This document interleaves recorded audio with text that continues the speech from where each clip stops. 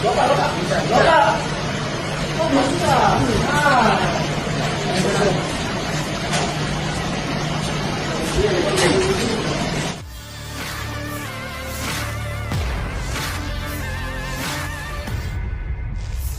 Jatanras Polrestabes Makassar bersama unit reskrim Polsek Talo berhasil mengamankan seorang pria yang diduga terlibat dalam kasus kekerasan terhadap anak di bawah umur. Terduga pelaku ditangkap di wilayah Kabupaten Baru pada hari Selasa tanggal 22 Juli 2025. Setelah sempat menghilang selama beberapa hari. Kasus ini mulai terungkap setelah salah satu korban memberanikan diri melapor kepada pihak kepolisian.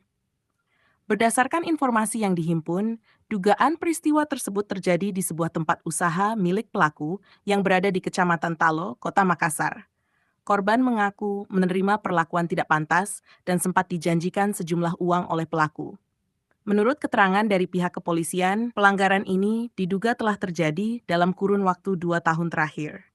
Hingga saat ini, jumlah korban yang telah teridentifikasi sementara berjumlah 4 orang.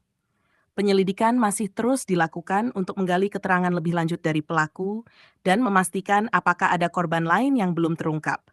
Saat ini, pelaku telah diamankan dan akan menjalani proses hukum sesuai dengan ketentuan yang berlaku.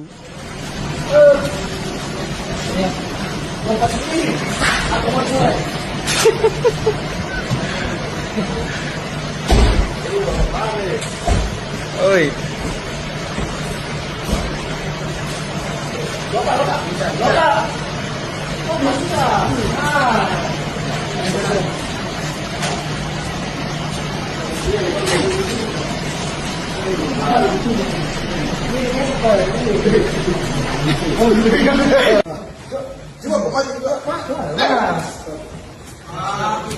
Situ snapper. Ya, sampai. Mana nomor 17? Berapa hari kejadiannya? 3 hari.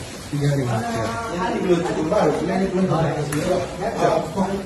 Download Tribun X sekarang. Menghadirkan lokal menjadi Indonesia.